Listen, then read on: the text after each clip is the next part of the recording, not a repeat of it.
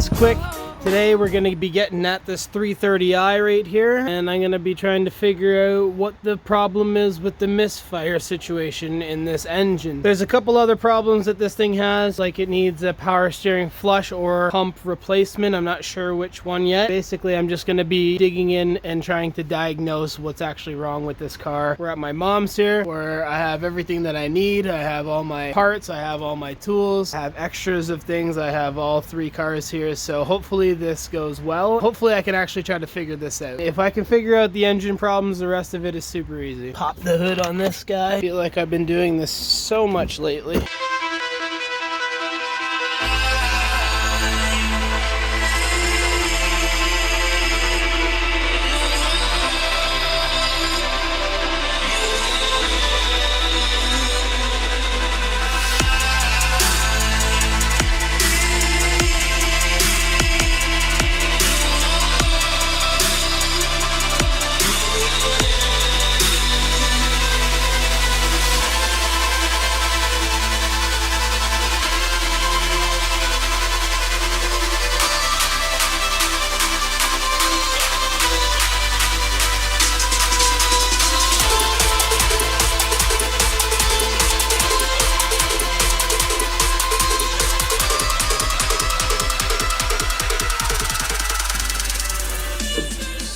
Alright, here it is in all its glory. Let's try to figure this out. I was just taking a peek at a couple things in here, and I saw this CCV and how brittle this is. This used to be like some kind of spongy thing, and this car is a 2001, so this is a 20-year-old car. And this stuff, it's literally so brittle that it just breaks into little dust. That used to be a sponge, man. That's crazy. So I'm going to be doing a boost leak test on this. Just going to pop open this boot here. And I'm going to take this stock box off of here.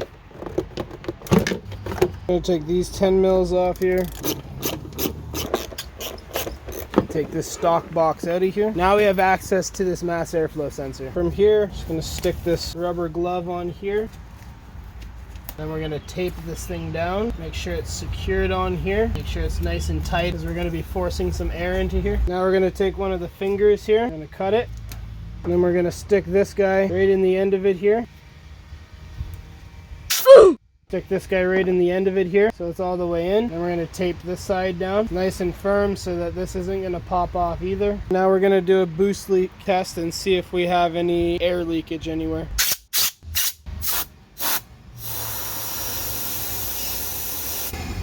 I hear a huge vacuum leak. Sounds like it's coming from the CCV.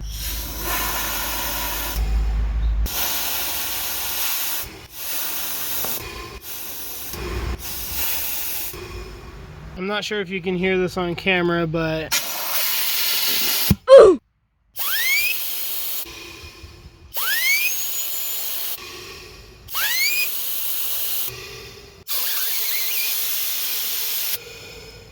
Alright, so I just went and did some digging around. I found my vacuum leak in there, and I bet you that that is the cause of the misfires, because it's part of the CCV system. I can't show you just like this right now. It's like literally it's tucked way away in there. I'm just going to start taking some stuff apart, and I'm going to replace this part and make sure that it's good with a new one. Then I'm going to put everything back together. Since that problem will be solved, I'm hoping that the misfires will go away. It's a CCV system, so it comes in from right here and it goes right underneath to the intake manifold. I'm gonna have to replace this part right here. So I was actually wrong. This part goes to the bottom of the intake manifold. It goes onto the vent on the oil dipstick. So this is an extra part that I have, but basically this part goes onto the bottom of the intake manifold.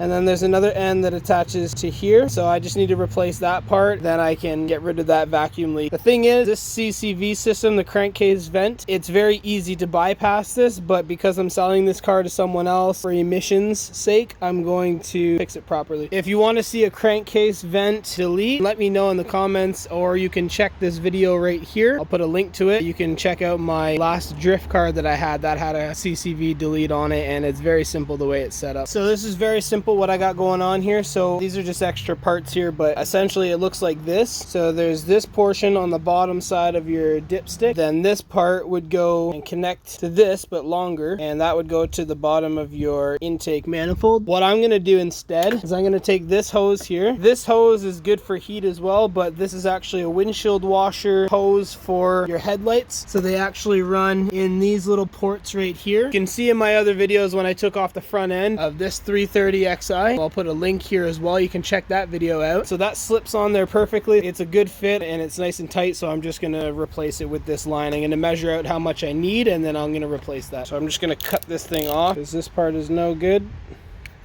The inside of it's nice and tight, that's for sure. Okay, so that's off, that's good. So now it's just this, so I'll have to slip over the other end of it. You can go as far as putting a hose clamp on this, but this is a pretty tight fit as it is. Yeah, no, definitely not gonna need a hose clamp on that. That's super tight. Yeah, that's extremely tight. So that's one end done. Like, there's no way that's coming apart. So I'm gonna take this intake boot off. I just need a little bit more room here. Take this mass airflow sensor out. That way I can get at the bottom there. I'm just going to get down in here and actually cut this thing the same way that I did with the last one. I just have to make sure that I'm careful so I don't cut something like a coolant line by accident. I'm going to do this off camera. This is impossible. All right, I legitimately got it. Oh gosh. This is it. This is it.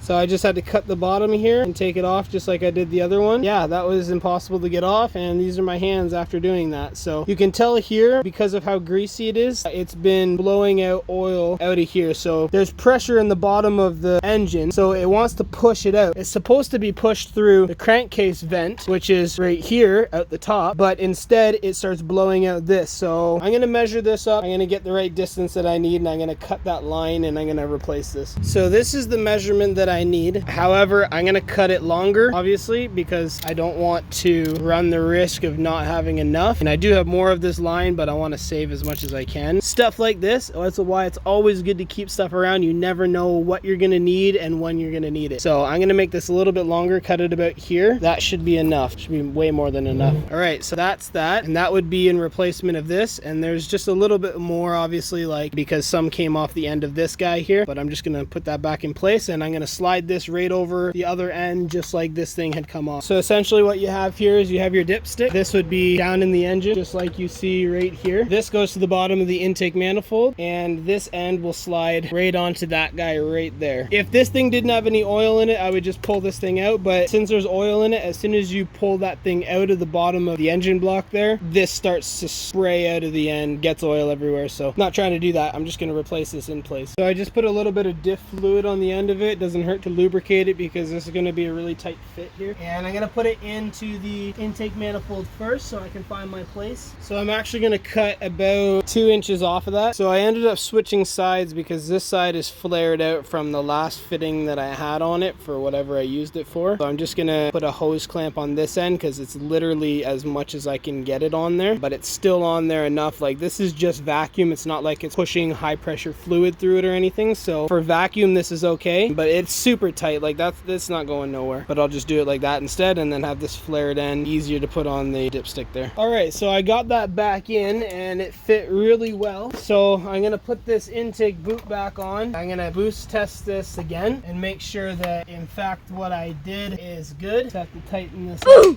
No, whoa, why? All right, didn't go too far. I landed on the frame rail.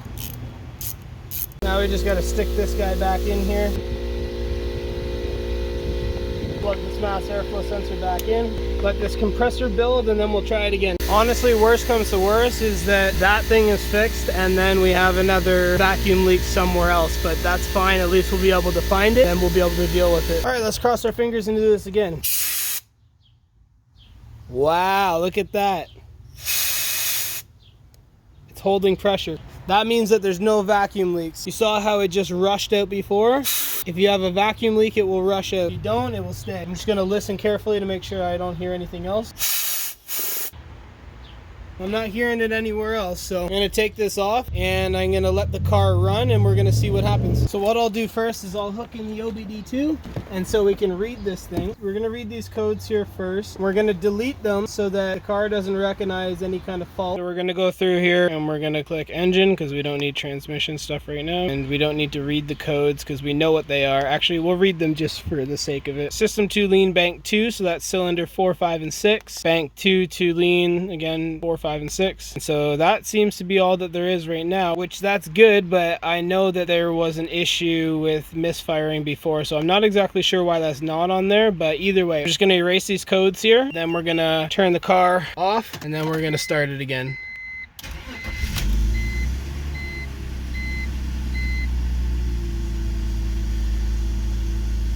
Oh wow, would you look at that? I hope that this stays. I really hope that this stays because that sounds like a perfect fire. Oh yeah, and the idle is perfect. That's bang on. Here it goes, gonna drop about 750, 800. Oh buddy, and then there's no more misfire.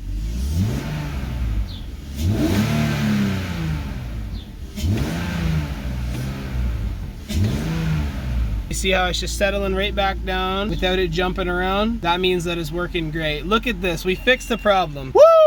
Car is gonna be sold sooner than I thought. Now that this car is pretty well fixed, the engine's running great, we're gonna be able to get the rest of these little things done on it and then get this car sold, and then that will generate some money to be able to start doing some stuff with these two cars. This is the end of that video. If you like this video, give it a thumbs up. Let me know in the comments down below what you thought of this type of content. Definitely share it with a friend, get them interested in this build. And if you haven't subscribed, definitely hit that subscribe button because we're doing lots more of this kind of stuff, and this is a whole series that we're doing. Also check out our Discord server. It's a community of people who are doing like-minded things. The link's in the description. Make sure you check that out. Subscribe. We'll see you in the next one. See you later.